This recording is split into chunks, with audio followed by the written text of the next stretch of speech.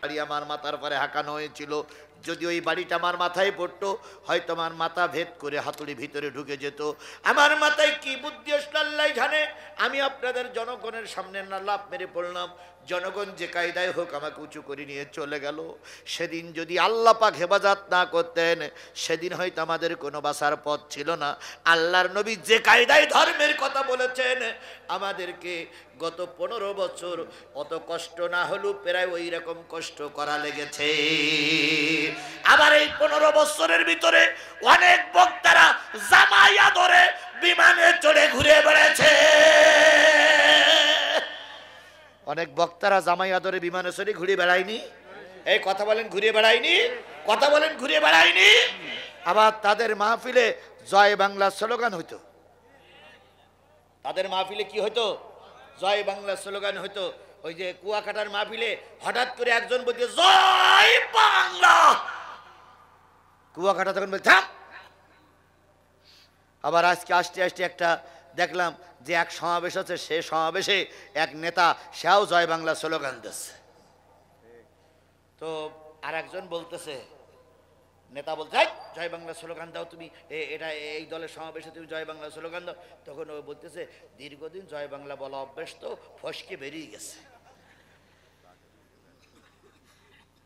তাহলে কি কষ্টের অসুরের মতন কষ্ট করতে হয়েছে। আল্লামা সাঈদী নিঃসন্দেহে একজন ভালো মানুষ। 13টা বছর তার জেল খাটা লেগেছে। 13 বছর জেল খেটেছে, তাতে আমাদের কোনো দুঃখ ছিল না।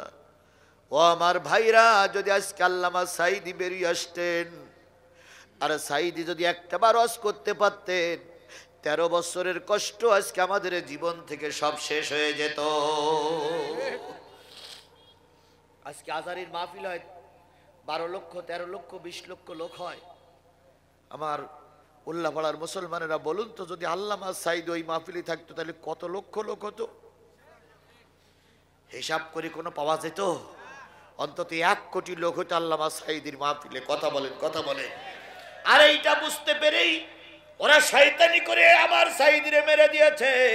সুতরাং বাংলার জনগণ এখন শপথ নিয়েছে, যদি আবারও জেলে যেতে হয়, আবারও রক্ত দিতে হয়, আবারও মামলা খাটতে হয়, আবারও যদি রক্ত দিতে হয়, জীবন দিতে হয়, সব কিছু দেওয়ার জন্য প্রস্তুত। তবু ভারতের মতন কাফেরদের কাছে আমরা মাথা নত করতে রাজি না।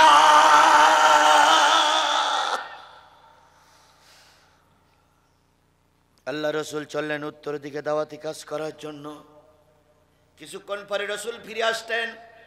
রক্তাক্ত নবী, কান ফেটে গেছে, নাক ফেটে গেছে, মাথা ফেটে গেছে। খাদিজা ঘরের ভিতরে ঢুকায় নবীকে সেবা শুশ্রূষা দিতেন। এভাবে করতে করতে 3-4 বছর গোপনে গোপনে দাওয়াতি কাজ করছে। হঠাৎ করে একদিন নবী ঘরের ভিতরে ঢুকে, মা বোনের একটু খেয়াল করুন, হঠাৎ করে একদিন নবী ঘরের ভিতরে ঢুকে দেখে খাদিজা দরজার পাশে দাঁড়িয়ে আছে। খাদিজাকে জড়াই ধরে বললেন, খাদিজা, কখনো মাঝরাত্রি আসি, কখনো শেষ রাত্রি আসি, কখনো প্রথম রাত্রি আসি, কখনো ভোরবেলায় আসি। যতবার দরজার পাশে এসে ডাক দিয়েছি, ততবার এক ডাকেই দরজা খুলেছ। তুমি কি ঘুম পড়ো না খাদিজা? তোমার চোখে কি ঘুম আসে না? খাদিজা নবীকে জড়িয়ে ধরে বলেছি, ইয়া রাসূলুল্লাহ, দিনের তাবলীগ নিয়ে মানুষের কাছে যান, কত মানুষ আপনাকে বকা দেয়, কত মানুষ আপনাকে খারাপ ভাষা ব্যবহার করে, কত মানুষ মেরে আপনার মাথা ফাটিয়ে দেয়, নাক ফাটিয়ে দেয়। রক্তমাখা নবী, আপনি ঘরের ভিতরে আসেন। আসার পরে যদি আপনি খাদিজা খাদিজা বলে চিল্লান, আর আমি খাদিজা যদি বিছানায় ঘুমিয়ে থাকি, আল্লাহর কাছে কৈফিয়ত দিতে পারবো না গো নবী। তাই আপনি যতক্ষণ পর্যন্ত ঘরে ফিরে না আসেন, ততক্ষণ দরজার গায়ে পিঠটা লাগাই লাগাই ঘুমাই, যাতে করে নবীর একবারের বেশি 2 বার ডাক দেওয়া না লাগে। এভাবে করতে করতে বছর 5 চলে গেল। 6 বছর নবুয়তের বছর পড়ল। আল্লাহ নবী কাবার চত্বরে চলে গেলেন। কাবার হাতিম ধরে দোয়া করতেছে, আল্লাহ, এই নবুয়তের দায়িত্ব আমাকে পালন করতে যদি হয়, 2 ওমরের 1 ওমরকে মুসলমান বানাইয়া দাও। সুবহানাল্লাহ বলবেন না? দুই ওমরের এক ওমরকে কি বানায়া দাও? মুসলমান বানায়া দাও। আল্লাহর নবীদের দোয়া কাজে লাগে না লাগে না? এই কথা বলেন, কাজে লাগে না লাগে না? পরের দিন ওমর আসলেন, ওমর ইবনে খাত্তাব আসলেন নবীরে হত্যা করার জন্য। নবীর কাছে যখন সংবাদ পৌঁছে গেল, ইয়া রাসূলুল্লাহ, ওমর ইবনে খাত্তাব এসেছে আপনাকে মারার জন্য। নবীজি বললেন, ময়দান ছেড়ে দাও। বুলেটের গুলি মিস হতে পারে, বন্দুকের বুলেট মিস হতে পারে, নবীর দোয়া মিস হবে না। গতকালকের দোয়া মালিকের কাছে কবুল হয়ে গেছে। এখানে অনেক পীর মুরিদির লোকেরা আছেন, খানকা শরীফের লোকেরা আছেন। সোজা কথায় ভালো করে লিখে রাখো, বাংলাদেশে যত পীরের আবির্ভাব হয়েছে সবচেয়ে এক নম্বর সারির বড় পীর ছিলেন আল্লামা সাঈদী। যদি বলেন হুজুর কেন? তিনি যা বলেছেন প্রতিটা কথা কাজে কাজে সাথে সাথে প্রতিটা কথা কাজে লেগেছে না লাগেনি?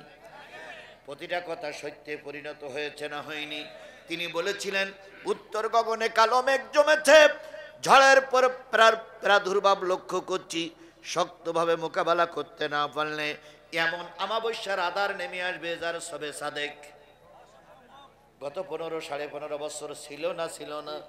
তিনি বলেছিলেন, অত্যাচার বন্ধ করো, জুলুম বন্ধ করো, আলেমদের উপরে নির্যাতন বন্ধ করো, নতুবা এমন সময় আসবে পালানোর জন্য ইঁদুরের গর্ত খুঁজে পাবে না।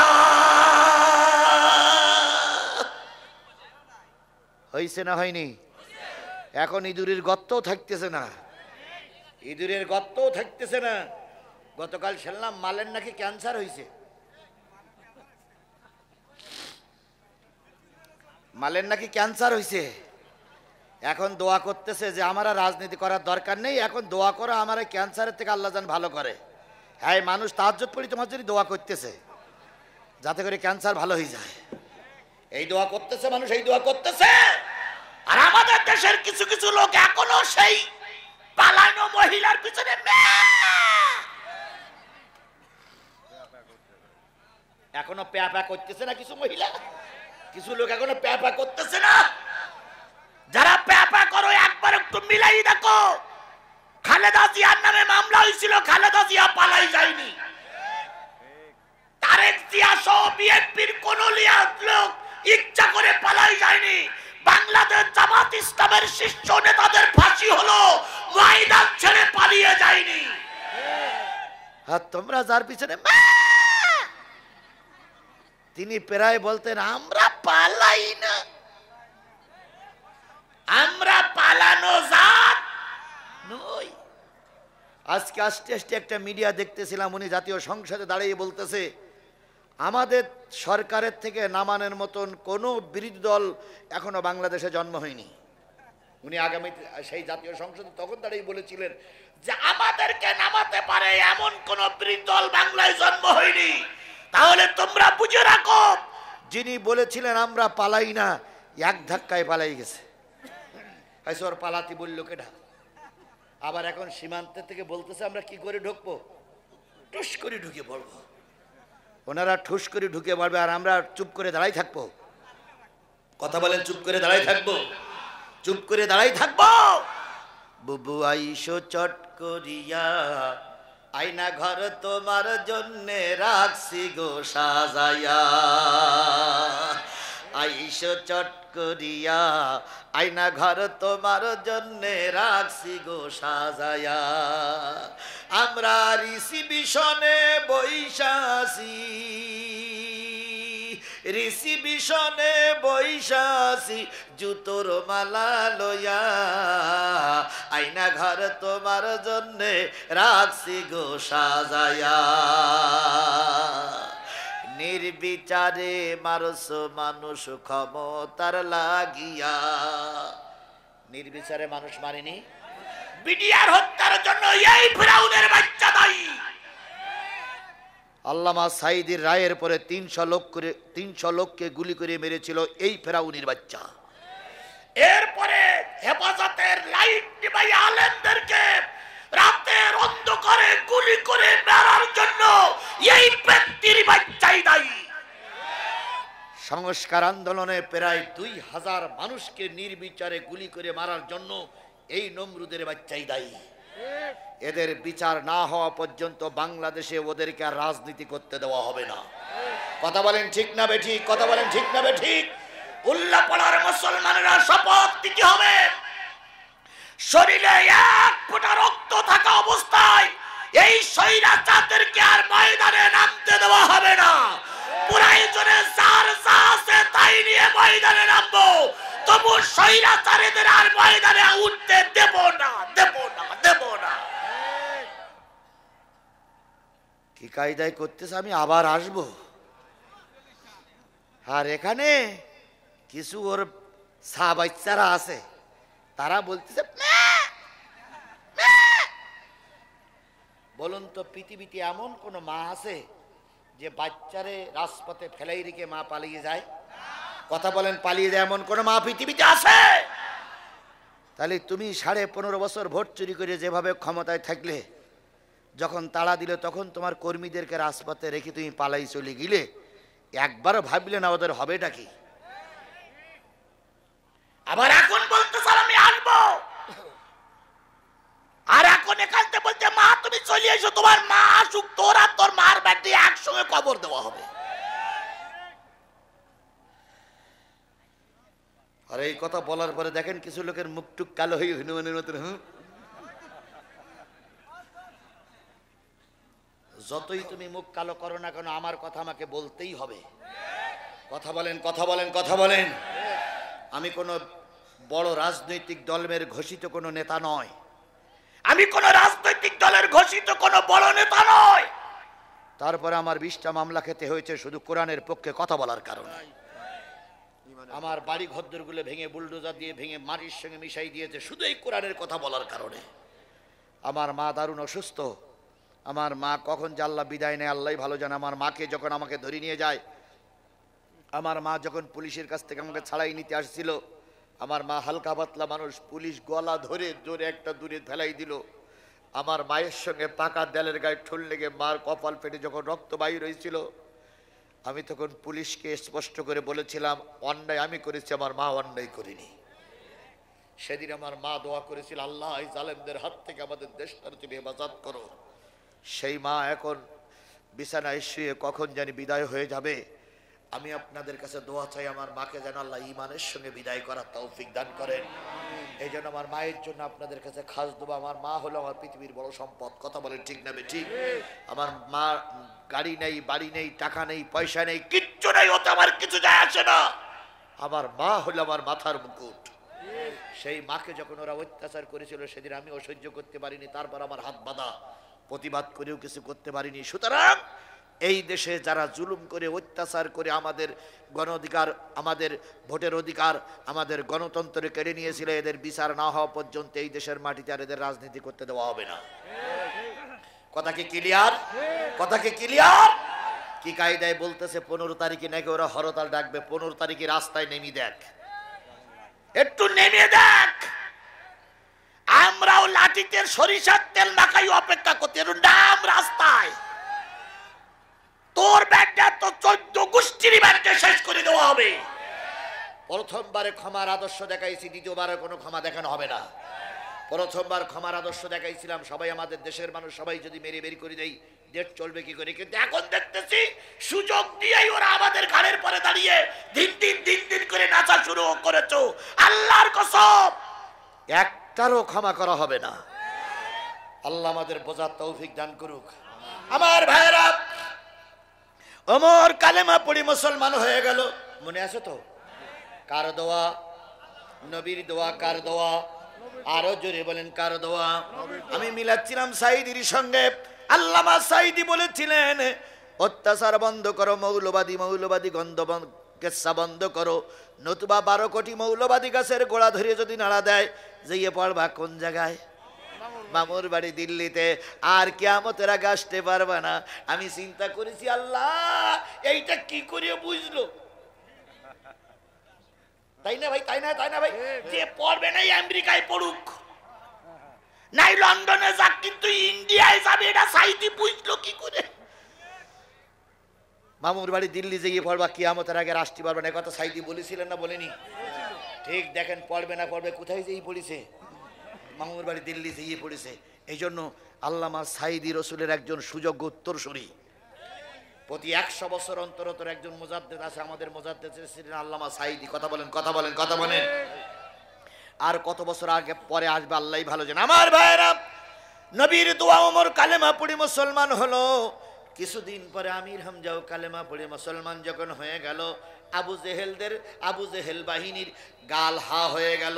মাসি শুধু যায় আর আসে, যায় আর আসে। এই অবস্থায় যদি চলতে থাকে, গোটা মক্কা রসুলের পায়ের তলে চলে যাবে। এবারে তারা চিন্তা করলো, নবীকে এখনই দুনিয়ার থেকে সরাই দিতে হবে। ওদের একটা সংসদ ছিল, নাম হচ্ছে দারুন নাদোয়া। কি সংসদ? দারুন নাদোয়া। আমাদের যেখানে আইন ঘর, সেই আইন ঘরটার নাম হচ্ছে জাতীয় সংসদ। আর ওদের ঘরটার নাম ছিল কি? দারুন নাদোয়া। দারুন নাদোয়ায় ওরা 40 জন সদস্য ছিল। আর ওই দারুন নাদোয়ায় যে সরকার গঠন করা হয়েছিল, সেই সরকারটা ছিল 12 দলীয় জোট। কয় দলীয়? কয়জন সংসদ সদস্য? 40 জন। সংসদের নাম কি? দারুন নাদোয়া। দারুন নাদোয়ায় 40 জন সংসদের সদস্য। কয় দলীয় জোট? এই 40 জন সদস্য কেউ ভোটে নির্বাচিত নয়, সব রাতের ভোটে নির্বাচিত। সর্বপ্রথম রাতের ভোট চালু করেছিল আবু জেহেল। আর আমরা বিগত 15.5 বছর দেখেছি, যতগুলো এমপি মন্ত্রী হয়েছে, একটা এমপি মন্ত্রী জনগণের ভোটে নির্বাচিত ছিল না। তাহলে ওরা ছিল কয় দল? আর এই 15 বছর যারা ছিল, তারা ছিল কয় দল? 14 দল। এই 1450 বছর পর কয়টা দল বাড়ল? সেই সময় সংসদের নেতা ছিল মেয়ে লোক, পুরুষ লোক। আর এই 15.5 বছর আমরা দেখলাম সংসদের সব নেতা প্রায় মেয়ে লোক। যাই হোক, দারুন নাদোয়ায় সংসদ ডাকা হলো। সংসদে প্রস্তাব উঠতেছে, মুহাম্মদ সাল্লাল্লাহু আলাইহি সাল্লাম যেভাবে ধর্মীয় রাজনীতি করে এগিয়ে যাচ্ছে, কিছুদিন পরে হয়তো মুহাম্মদ এই দেশের সরকার গঠন করবে। কি করা যায়, কি করা যায়, কি করা যায়, তাই তোমাদের ডাকা হয়েছে। ওয়ালিদ ইবনে মুগীরা দাঁড়াই বলল, মাননীয় স্পিকার, আমার মতে মুহাম্মদ সাল্লাল্লাহু আলাইহি সাল্লামকে ঘরের ভিতরে খুঁটির সঙ্গে বেঁধে দিয়ে দরজা বন্ধ করে রাখা হোক। স্পিকার বলতেছে, কারণ? এই লোকটা যেখানে যায় সেখানে কালেমা পড়ে লোক মুসলমান হয়। এই জন্য এই লোকটার হাত থেকে বাঁচতে গেলে ঘরের ভিতরে দরজা দিয়ে রাখতে হবে, খুঁটির সঙ্গে বেঁধে। তোমাদের ভিতরে একটা মুরব্বী আছে, মুরব্বী হলো শয়তান। শয়তান বলতেছে, কেন তোমার সঙ্গে কি ওই মুহাম্মদ সাল্লাল্লাহু আলাইহি সাল্লামের কোনো রাগ টাগ আছে নাকি? তখন ওয়ালিদ ইবনে মুগীরা বলতে, রাগ নেই, তবে আমার বাপের যে ঠিক নেই, আমার যে জন্মের সময় বাপ ঘরে ছিল না, সে কথা নবী সবার সামনে বলেই দিছে। তো ওই শয়তান তো খোসলাইনি লোক। কি হইলো, কি হইলো, কথাটা কি হইলো? তোমার বাপ তোমার জন্ম দেয়নি? কয় না, সে তুমি তাই বললে। আচ্ছা, ঘটনাটা কি একটু খুলে বলো তো। ওয়ালিদ ইবনে মুগীরা বলতেছে, মাননীয় স্পিকার, আমি একদিন রাস্তা দিয়ে হাঁটতেছিলাম, নবীও হাঁটতেছিল। হঠাৎ করে নবীর সঙ্গে আমার দেখা হয়ে গেল। নবীকে যখন আমি মারতে গেলাম, নবী বললেন, ও ওয়ালিদ ইবনে মুগীরা, তোমার জন্মের সময় তোমার বাপ ঘরে ছিল না, তুমি হইলে জারজ, তুমি হইলে জারজ, তুমি হইলে জারজ। ওয়ালিদ ইবনে মুগীরা বলতে, প্রমাণ কার? প্রমাণ তোমার মায়ের কাছে শুনে দেখো। ওয়ালিদ ইবনে মুগীরা জাতীয় সংসদে দাঁড়িয়ে বলতে, আমি মার কাছে গেলাম, যে বলতেছি, মা, মুহাম্মদকে মারতে গেছিলাম, মুহাম্মদ এমন কথা বললো, ঘটনাটা কি? মা তখন বলতেছে, খোঁজাখুঁজি করিস না, যেটা বলিয়েছে ওটাই সত্য। ভালো করে বুঝেন, যেটা বলিস ওটাই সত্য। নবী জানলো কি করে? আমার জন্মে যেদিন হয়েছিল সেদিন কি নবী এখানে ছিল নাকি? কয় না। কয় তাহলে কি করে জানবে, একটু বর্ণনা করে বলো।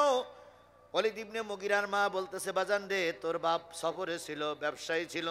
হঠাৎ করে আমার মনটা চাইলে একটা পুরুষের প্রয়োজন। আমি ছাদের পরে দাঁড়িয়ে গান গাচ্ছিলাম, একটা রাখাল ছাগল মেষ নিয়ে যাচ্ছিল, হঠাৎ করে রাখাল আমার ডাকে সাড়া দিল। সাড়া দেওয়ার পর আমি তাকে সাড়া দিলাম। পাহাড়ের পাদদেশে দুইজন সময় দিলাম। সেই দিন থেকে মনে মনে ভাবতেছিলাম আমি মা হতে চলেছি। এই দিন থেকে যে সন্তানটা আমার পেটে আসছিল সেই সন্তানটা তুই। ওয়ালিদ ইবনে মুগীরা বলতেছে, মা ঘটনা তো ঠিক, কিন্তু নবী জানলো কি করে? মা তখন বলছে, নবীরে যেই জিজ্ঞেস কর। যে দেখে নবী এখনো দাঁড়াই আছে। এবার বলতেছে, ওগো মোহাম্মদ, যা বললে সত্য সত্য, তো তুমি জানলে কি করে? আল্লাহ নবী বলতেছে, আমি জানি নাই, কোরআন আমাকে জানিয়েছে। কোরআন তোমাকে জানালো। আয়াতটা কি? আল্লাহ নবী তখন বলতেছেন, ইন্নাল্লাযীনা ইয়াকফুরুনা বিআয়াতিল্লাহ ওয়া ইয়াকতুলুনান নাবিয়্যিনা বিগাইরিল হক ওয়া ইয়াকতুলুনাল্লাযীনা ইয়া'মুরুনা বিল কিসতি মিনান নাস ফাবাশশিরহুম বিআযাবিন আলীম। ওগো নবী, আপনি এই জাতির কাছে বলে দেন, নিশ্চয়ই যারা কোরআনের কোন একটা আয়াত অস্বীকার করে, নিশ্চয়ই যারা নবীদেরকে গালিগালাজ করে, নবীদেরকে রাজপথে বেঁধে রাখে, নবীদেরকে যারা হত্যা করে, আর নবীর কথা যারা বলে, কোরআনের দাওয়াত যারা দেয়, কোরআনের তাফসীর যারা করে, এদেরকেও যারা বিনা বিচারে ফাঁসিতে ঝুলায়, হত্যা করে, এগুলোর সব জন্ম অবৈধ বাপ দ্বারা। তাহলে আজকে স্পষ্ট করে বলে দিতে পারি, আল্লামা সাঈদী, মতিউর রহমান নিজামী সহ ইসলামী আন্দোলনের বীর সিপাহ সালারদেরকে অন্যায়ভাবে যারা ফাঁসিতে দিয়েছে, আর ওদের পক্ষে যারা সাক্ষী দিয়েছে, ওদের পক্ষে যারা মামলা পরিচালনা করেছে, সব কটা জারজ অবৈধ।